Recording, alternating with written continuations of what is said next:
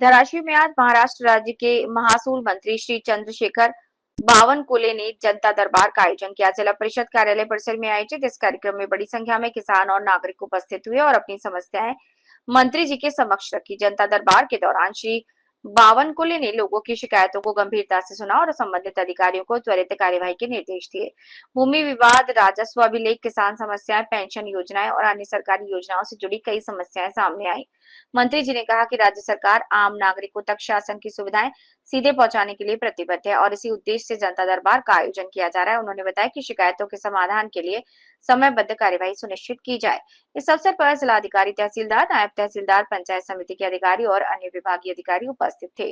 जनता दरबार की ये पहल ग्रामीण क्षेत्रों के लोगों के लिए काफी राहतदायक साबित हो रही है। इससे प्रशासन और आम जनता के बीच संवाद की एक बहुत मजबूत कड़ी बन रही है।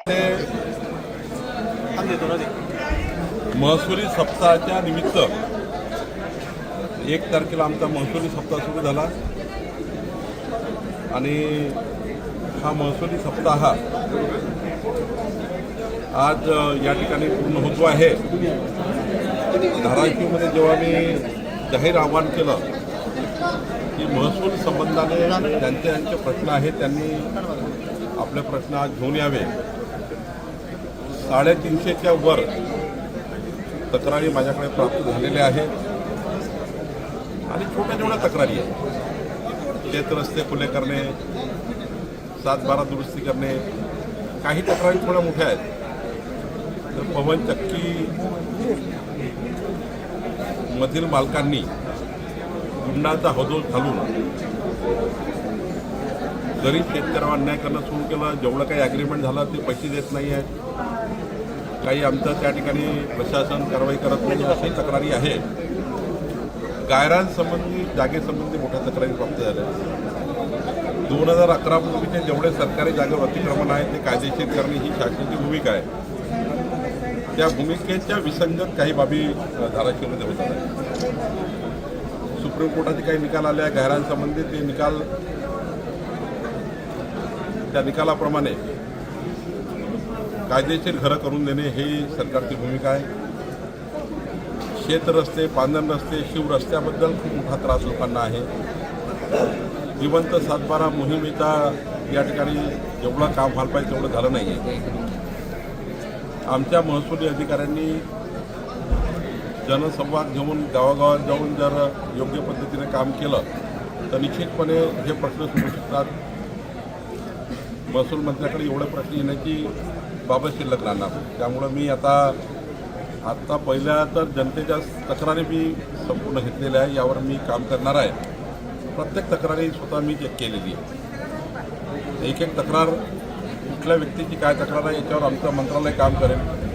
आता मी आमच्या महसुली प्रशासनाची बैठक घेतो आहे, ज्यामध्ये आमचे SLR असतील, डेप्युटी SLR असतील, मुद्रांक अधिकारी असतील, काही बोगस दस्तावेज दाखलेले आहेत ते बघितले जातील। आमचे जिल्हाधिकारी, आमचे सर्व ADM आणि आमचे तहसीलदार यांच्याकडनं जे 35 कलमी कार्यक्रम मी दिला आहे, 35 विषयावर मी चर्चा करणार आहे। जो महसुली मूळ कोर आहे त्याच्यावर चर्चा करणार आहे आणि यातनं जास्तीत जास्त धाराशिवला काय आपल्या महसुली तक्रारी संपतील याच्याकरता मी काम करणार आहे।